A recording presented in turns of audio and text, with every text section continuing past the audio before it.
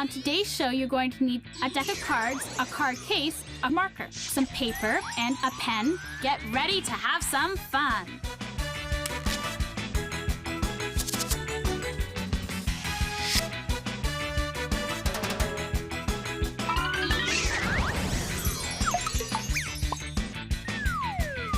Hey everyone, welcome to Spellz.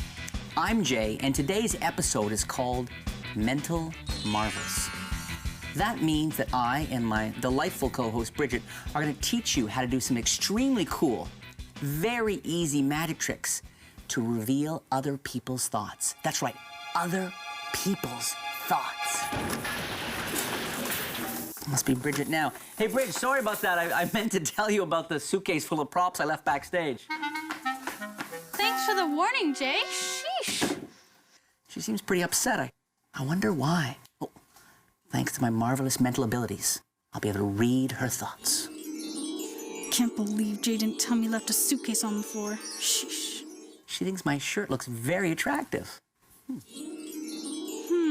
These hoops would make nice earrings if they were smaller. Bridge, she thinks my glasses are very handsome. Bridge, that's great, thank you. What? Let's see what else I can get. Sometimes I think Jay and I are on way different wavelengths.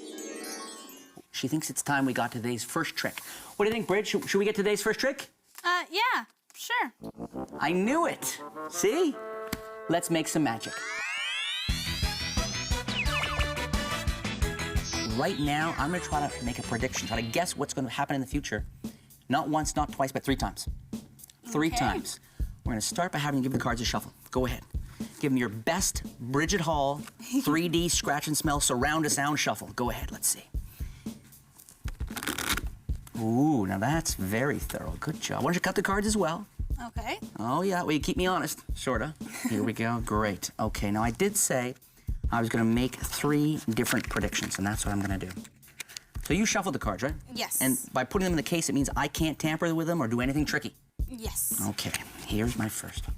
I have to look in your eyes. If I look in your eyes, I actually see what you're gonna do in the future. Oh, here we go. Okay, okay, and okay. I got it. Oh. Take them all out, turn the cards over, and put them down. And you shuffle the cards. I want you to take some cards off. We're gonna get rid of some cards. Lift off as many cards you want, we'll get rid of those. Okay. Okay, we'll get those off to the side. Now, pick up the cards and deal them down into 3 piles. One there, one there, one there, face down. A 5, a 9, and a 4. My 3 predictions: a 5, a 4, and a 9. Here's how you do it. So much of magic is about controlling people's choices. Ideally, you want to make it look like they have a choice when they have no choice at all. Okay, this is a perfect example. I got 3 cards, in this case a 4, a 5, and a 9. Take them, and I put them in the card case, okay? Okay. And they're in the card case from the very beginning. All right. So, when you shuffle the cards, you give them a shuffle, whatever, I take the cards, and I'm the one who puts them in the case. Put them in the case right on top of the 3 cards. Then I close up the case, and I put them on the table. And this is the part in the trick where you want to have your patter or your presentation or a little story. Okay. Okay, it's right here. This is the important time because it doesn't make sense to put the cards in the case and immediately take them out. Right. Okay, and you want them to almost forget who put them in the case anyway, okay? So I talk about, predicting the future. I look into your eyes, yada, yada, right? The magic word, yada, yada. And then I quickly write my prediction on each page. Let's say I got a 4. Now, you can write these in any order because there's actually a 5. There's no way to control what order the 3 cards and a 9 are going to come out on. I can't control the order, but I can make sure all 3 do, in fact, end up on top. Right? Okay. Having done that, now I say, go ahead, take the cards out of the case. And when they take the card out of the case, of course, they're going to take the 3 cards that were set up along with everything else. Put the case aside, put the cards down, please. Lift off any amount. We're going to get rid of the ones you get rid of. So she cut to these, and we're going to get rid of these ones, put them off to the side, and these are the cards. Now look, we've got our 3 cards still in the bottom here. Okay. So when I say to you then, deal out the cards, and you deal out the cards, they automatically are brought to the top of the pile. They turn them over, boom, boom, boom, and as usual, and then I say, here's my 9, I put this off in front of the 9, so it looks nice, here's my 4, and finally, here's my 5.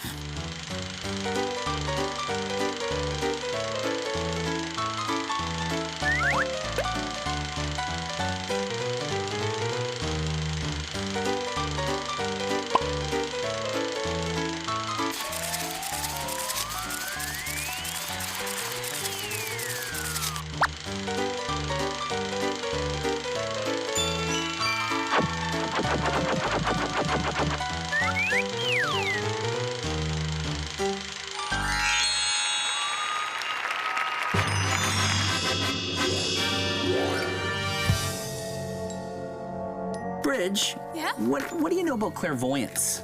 Clairvoyance? I know a Claire Smith, but I don't think I know clairvoyance. Who is she? It's not who, it's what. A clairvoyant is someone who can apparently see objects and events that other people cannot see. The ancient Greeks used clairvoyance, or as they called them, oracles, to help them tell the future. But if you ask me, none of them are as impressive as this guy. Jay, that's a pig. Well, yeah, but it's not just any pig. That's the amazing pig of 1785. He could spell names, solve math problems. It was said that this pig could read minds. The pig would be on a stage that was filled with large cards that were turned over. A person would be brought up on stage and asked to think of a subject. The amazing pig would wander about the stage until it stopped at a certain card and clomped its hoof on it. The card would then be turned over, and written down on it would be something about what the person had been thinking. Of course, this was all probably set up, and the pig was very well trained. There were even newspaper articles written about the pig making more money than actors and actresses. Pressure was so great on the pig that he moved to another city. I wonder what that pig did with all that money. Oh, I don't know, probably put it in a piggy bank?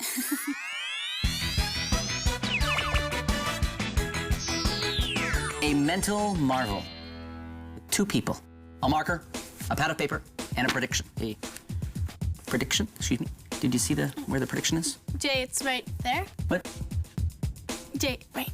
Oh, Right there. Sorry. Yeah, there we go. Kind of creepy seeing that thing float around there. Okay, that's my prediction. I'm gonna leave it right there, okay? Bridget, I'm gonna write some numbers down here. I'm gonna write a column of numbers going from 1 to 4. You see they're going from 1 to 4, right? Yes. Why don't you take the marker and on impulse, cross out one of the numbers going from 1 to 4. Go ahead, just cross it right out. Anyone going from 1 to 4. 3. When will I get these wrong? When? I don't know. Wait. This is how you do it. Most people will choose the 3. They'll choose the 3. Over 75% of people will choose the 3. Why? Because of the words you use. Look. When I write down, I start off by saying, Bridget, I'm going to write some numbers down here. I'm going to write a column of numbers going from 1 to 4. I just said 1 to 4. 1, 2, 4. I didn't mention the 3. Then I repeat it. I say, so you go ahead, you take the marker, cross out any word, any number you want, any one. They're going from 1 to 4, and you cross out any one you want from 1 to 4. So I just keep saying 1 to 4, 1 to 4, 1 to 4. And I never touch on saying anything close to the word 3. So her temptation is to cross out the 3. They want to be as challenging as possible. So they go, oh, that's going to be a hard one. Well, actually, it's not so hard. And go ahead, she crosses it out. Boom. And of course, you show the 3. What happens if they don't cross out the 3? I cry. I weep. I weep. Uncontrollable tears come out. I keep them in reserve. No, actually, if they don't, then you gotta do what I call the long shot. Okay, which is this. You go. So let's say, for example, you crossed out the 2. And I go, oh, okay, go ahead, cross out another one. As if everything's fine. And let's hope they cross out the 4. And you go, oh, whew. You're going, whew. How about crossing one more? And maybe they cross out the 1. So they crossed out every one but the 3. Okay? And sometimes I've gone into that, and when I do, I tend to begin to pray. One of the great things about practicing is not only do you get smoother with the tricks, you become more comfortable. And it's only when you're really comfortable that you start to appear to be a real magician. Hey, Jay, do you know why birds fly south in the winter? This is like the oldest joke in the book. They fly because it's too far to walk. No, I mean the real reason they fly south. Oh, I always just figured it's because it gets cold in the winter and they want to go where it's warmer. The main reason they head south in the fall is because once the weather gets colder, birds can sense that there will soon be a shortage of food. It's like they have an internal alarm that warns them when it's time to get out of town if they don't want to go hungry. And they won't come home until the spring when they know that there'll be lots of insects and other goodies for them to munch on. When I get sad, how am I like a bird? I don't know. Blue jay. Blue jay.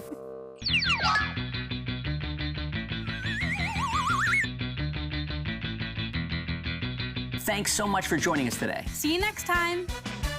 I have this magic dirt. Abracadabra.